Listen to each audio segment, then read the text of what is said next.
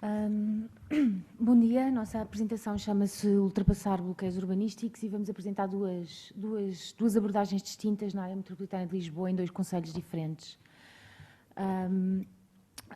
Primeiro, fazendo uma visão muito rápida, mas sobre o planeamento urbano, trazemos um pouco este conceito da visão planocêntrica, como diz o João Ferrão, acerca do planeamento português, dizendo ele que no planeamento português se confunde muitas vezes planeamento com planos. E o que se observa é que, apesar de todo o esforço das últimas décadas em fazer cobrir o território português com políticas de ordenamento do território que completassem, e vemos aqui vários exemplos, os planos diretores municipais, os planos regionais, outros programas urbanos, isto foi feito de uma forma lenta, e especialmente durante o período de revisão, e criou períodos de interregno que impedem a resolução de problemas de base territorial. Também notar que houve uma alteração das carências habitacionais, que incide sobretudo em dois fatores. Portanto, a superação do problema quantitativo. Hoje já não falamos de um problema de números, falamos sim de um problema da subsistência de casos significativos de exclusão socioespacial, mas já não falamos de um problema que é quantitativo. Portanto, há hoje mais focos que famílias em Portugal, e houve uma redução de 76% naquilo que são considerados pelo censo os alojamentos não clássicos, portanto, barracas, alojamentos rudimentares, habitações improvisadas. Portanto, é um esforço realmente muito grande que foi feito nas últimas décadas. Não obstante, subsistem estes casos. Para dar só também de uma forma bastante rápida, em direção a duas políticas que tentavam comatar estas carências habitacionais, ou a resolução de problemas de base territorial relativos à reconversão urbanística. Vemos que nem o PER erradicou as barracas como esperava até 2001, apesar de ter realojado 35 mil famílias, nem a Lei das Auges conseguiu reconverter de forma rápida ou de forma satisfatória, visto que falamos apenas de uma taxa até 2009 de cerca de 40% dos processos iniciados. Os loteamentos, os antigos, os que se chamavam os antigos loteamentos clandestinos. Vemos, por exemplo, aqui a título de exemplo deste quadro, que é da investigação da professora Isabel Raposo, que a média de tempo de reconversão urbanística no Barreiro são 29 anos, de média. Portanto, 3 décadas para reconverter urbanisticamente. Trazemos aqui depois duas abordagens na área metropolitana de Lisboa. Uma em que se apresentam dois casos no concelho de Almada, e em que temos territórios que são bairros informais abrangidos pelo PER, pelo Plano Especial de Realojamento, e depois na vertente sul de Odivelas, um loteamento clandestino que seria abrangido ou não, é a questão, pela Lei das Auges, a reversão de áreas urbanas de género ilegal. E aqui temos, em termos territoriais, a disposição e a relação espacial entre os três casos que trazemos aqui. E agora um bocadinho a seco, mas uma breve, por pontos, uma descrição dos três bairros. A Cova do Vapor em Almada, de acordo com o censo de 2011 do INE, tem 328 alojamentos, sendo que apenas 24%, 80 alojamentos, são de residência permanente. E o número de habitantes permanentes é de 183. Portanto, os habitantes sazonais, o número de habitantes sazonais é superior ao número de habitantes permanentes. A taxa de desemprego Em 2011, depois, desde aí foi claramente agravada, era de 29%, e podemos ver uma comparação com a taxa de desemprego na área metropolitana de Lisboa, que era de 13% na altura, para perceber a vulnerabilidade social e económica da população. A gênese do bairro remonta às primeiras décadas do século XX, com a ocupação da margem ribeirinha do Tejo, com construções destinadas de apoio à pesca e residência dos pescadores. Eram construções de madeira, muitas vezes sobre palafitas, e que a certa altura eram até transportadas e eram móveis de acordo com os avanços do mar. Ao longo das décadas seguintes até à década de 80, o bairro conheceu períodos de expansão, e muito pela construção de casas de veraneio. Desde então, o crescimento é incipiente e apenas podemos, como exemplo, dizer que apenas 5 edifícios foram construídos depois de 1990, de acordo com o censo do INE. Em 76 foi criada a Comissão de Moradores e que nos anos 80 e 90 se dedicou à infraestruturação do bairro. Portanto, há uma forte tradição de auto-organização neste bairro. Concessão do sistema de água canalizada que tinha já sido assegurado pelos serviços municipalizados da Câmara Municipal de Almada, em 71. A maior parte do bairro encontra-se em propriedade privada, propriedade de um fundo que é a Urprasol. Nas Terras da Costa é um bairro muito precário, sem infraestrutura básica, um bairro que se poderia dizer um bairro dito de barracas. O número aproximado de habitantes é de 400 indivíduos, cerca de 250 famílias. É um bairro multicultural, cuja população é constituída maioritariamente por imigrantes dos países portugueses, dos países africanos de língua oficial portuguesa, e é significativa também a presença de uma comunidade cigana. É relevante dizer que uma parte significativa dos moradores não possui visto de residência em Portugal, são, portanto, imigrantes ilegais. E há uma taxa de desemprego muito elevada. Em relação à genealogia do bairro, fala-se no plano estratégico da Polas já de um avanço da especulação imobiliária sobre estes terrenos após a construção da Ponte 25 de Abril. Um plano que é depois travado em 74 e, por isso, este plano deixa um tecido urbano, este legal. Portanto, há algumas casas que pontuam esta zona, inacabado de caráter sinuoso. Mais tarde, há depois uma ocupação com a independência das ex-colónias, há um movimento de ocupação, com o retorno de uma série de pessoas a Portugal, há uma fixação de pessoas nesta área, que nos anos 80 e 90 a Câmara Municipal de Almada erradica esse bairro, mas mais tarde, já nos anos 2000, há uma vaga de imigração também de países africanos de língua oficial portuguesa, que constitui o atual assentamento. É curioso dizer que a Associação de Moradores se constituiu a semana passada, um bocadinho na resposta a um problema atual, que foi um corte de eletricidade no bairro. Já a vertente sul de Odivelas, falamos de um território muito maior em termos de expressão urbana, são 6.000 habitantes, 1.100 edifícios divididos em 2.500 famílias e divididos em 5 bairros considerados auge. Val do Forno, Encosta da Luz, Quinta do Zé Luís, Serra da Luz e Quinta das Arrombas. Os bairros são todos muito diferentes, mas se calhar depois vemos nas fotografias. São bairros chamados de primeira geração, não é? Salgueiro com uma ocupação urbana muito intensa, ao nível da ocupação da área total do lote, portanto poucos logradores, muito intenso e construídos em altura com 4 e 5 pisos, principalmente nos 2 bairros das extremidades, a Val do Forno e Serra da Luz. Os restantes bairros têm níveis de ocupação muito diferentes, sendo que, por exemplo, o último bairro, portanto os lotes foram todos vendidos, mas nunca foram construídos. E a sua gênese remonta aos anos 50, com o desenvolvimento e consolida-se nos anos 80.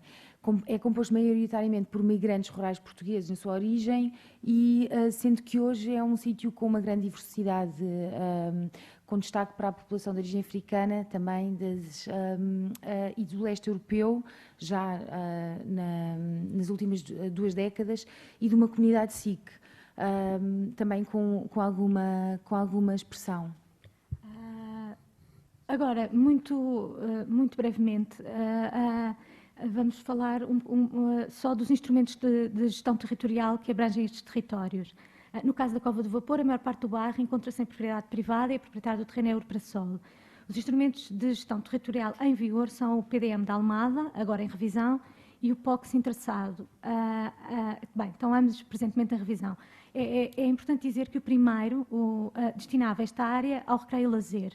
Não reconhecia a existência explícita do bairro da Cova do Vapor, afirmando que o aproveitamento de todas as potencialidades turísticas e recreativas desta zona implica a prévia resolução de alguns problemas urbanísticos e de acessibilidade, como sejam os relativos às ocupações ilegais das dunas, frente de praias e terras da costa, os bairros clandestinos, os parques de campismo e o acesso à frente de praias. Ora, este artigo, de facto, o artigo 47 do PDM da Almada, refere-se tanto à Cova do Vapor como às terras da costa.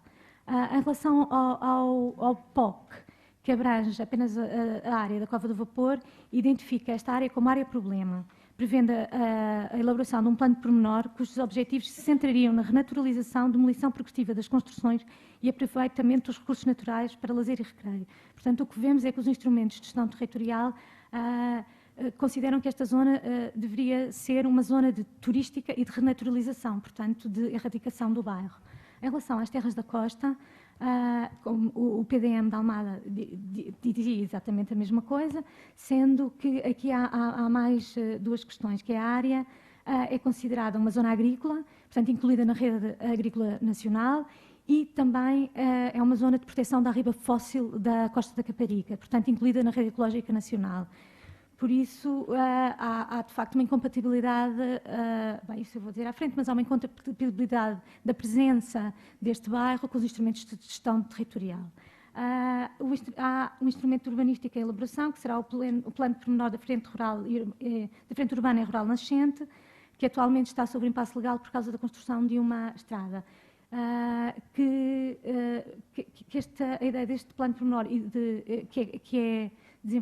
foi desenvolvido no âmbito do programa Costa Polis, sendo que o programa acabou, o plano continua em elaboração, mas que tem a ver com a delimitação clara da zona urbana da costa. Portanto, e eventualmente com a erradicação também. Eu antes ia pedir, se calhar, ali ao Ricardo que me desligasse o alarme do telefone. Que está, é esse grilinho, se ele puder fazer o favor.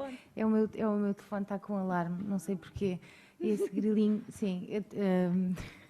Peço desculpa. Portanto, na vertente sul de Odivelas, estes bairros são lotamentos clandestinos considerados insuscetíveis de reconversão e são territórios que estão definidos com o estatuto de manutenção temporária, que é mais ou menos um estatuto que lhes permite não se fazer nada e manter exatamente como está, porque não sabe o que fazer, resumindo.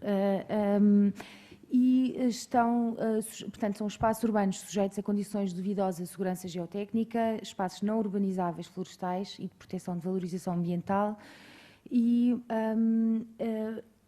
este impasse foi superado, ou está em vias de ser superado, através de um plano de urbanização que é enquadrado dentro de um programa de ação territorial, de um PAT, no âmbito de uma candidatura com fundos europeus, dentro das parcerias para a regeneração urbana da vertente sul de Odivelas, no quadro do antigo CREN.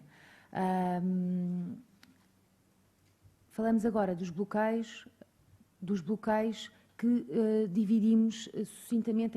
Estes são os 3 grandes bloqueios que encontramos nestes sítios que trazemos nestes lugares que trazemos a título de exemplo, mas são significativos porque espelham mais ou menos todos aqueles impasses urbanísticos nestas áreas. Resumem-se, portanto, não se resumem, mas espelham-se muito na ausência da titularidade da propriedade, portanto, habitações ou bairros construídos em terrenos cuja propriedade não são dos habitantes, identificação da noção de risco, e isto é uma noção muito vasta, ou uso do solo incompatível com os instrumentos de gestão territoriais em vigor. Sim. Bem, nós ainda não... Bem, então, vamos ser muito rápidas a partir daqui. Aqui vemos só a localização relativa da Cova do Vapor e das terras da costa. Aqui vemos a Cova do Vapor, que está mesmo sobre, no lugar entre o Tejo e aqui o Oceano Atlântico, e que está construída parte em cima da duna, que corresponde ao domínio hídrico, e parte nos terrenos privados da Urprasol. Aqui vemos a imagem da Cova do Vapor, as casas que eram anteriormente de madeira e que foram, entretanto, crescendo de uma forma orgânica. Aqui as terras da costa, e vemos a grande contraste entre o bairro e a frente urbana da Costa da Caparica. Aqui vemos a zona do bairro na área de proteção da riba fóssil da Costa da Caparica. Aqui o caráter precário das habitações. Aqui uma coisa interessante, que é o hábito de cozinhar e comer em conjunto existente no bairro, muito fomentado também pela inexistência de água canalizada no bairro e, portanto, e água, gás, de toda a infraestrutura básica e, portanto, do perigo de cozinhar dentro de casa. Vertente sul de Odivelas. A vertente sul de Odivelas é uma vertente virada a norte, portanto, engloba toda esta área que está mais esverdeada. Grandes inclinações, daí a questão do risco geotécnico, falando da densidade e da carga urbana. E também, portanto, essa zona verde que se vê aí é um ribeiro, o Rio da Costa, que configurava uma zona de leito de cheia, expressa também nas cartas. Agora, muito rapidamente, nós falamos de abordagens situadas porque partem realmente do contexto, são muito específicas de cada local, não têm a ver com questões mais gerais em que se possa definir um modelo extrapolar, são coisas muito, muito específicas. E começamos por falar da Cova do Vapor, em que falamos de uma pequena intervenção que vem do campo artístico. Portanto, isto é uma imagem de Guimarães, capital europeia da cultura, onde uma plataforma internacional de arquitetos foi convidada para construir um auditório em madeira no interior da fábrica ASA. Com essa madeira, e incluindo um grupo de pessoas do workshop coletivo de construção que fizeram em Guimarães, decidiram embarcar num projeto coletivo autoproposto na Cova do Vapor, e usando a madeira construíram estas estruturas, que é uma estrutura temporária em madeira construída na praia, que esteve na Cova do Vapor durante 6 meses em 2013 e que conseguiu, por ser um projeto artístico e pela sazonalidade da ocupação, uma licença de construção.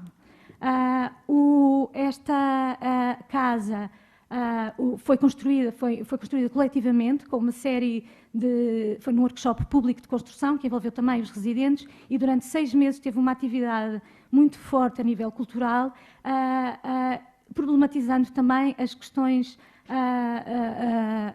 sociais, políticas e territoriais deste lugar. À volta desta casa desenvolveram-se uma série de debates envolvendo investigadores e um público vasto, para além de ter, de facto, criado, pela sua presença e pela atividade tão forte, dado uma visibilidade grande ao bairro e, portanto, de algum modo, alargando a discussão e os problemas na esfera pública. Depois da desmantelação da casa, as madeiras foram reutilizadas na construção de uma cozinha no outro bairro, nas Terras da Costa, que não serviram para construir toda a cozinha comunitária, mas parte da cozinha.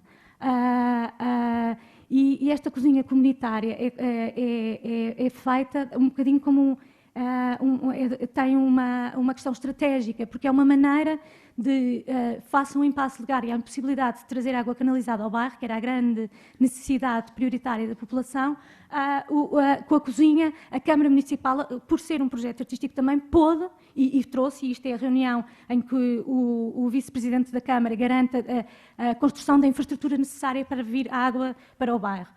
Portanto, eu vou passar, há mais questões que se poderiam dizer depois, relacionadas com a gestão de um espaço comum, mas a Joana vai falar de Odivelas.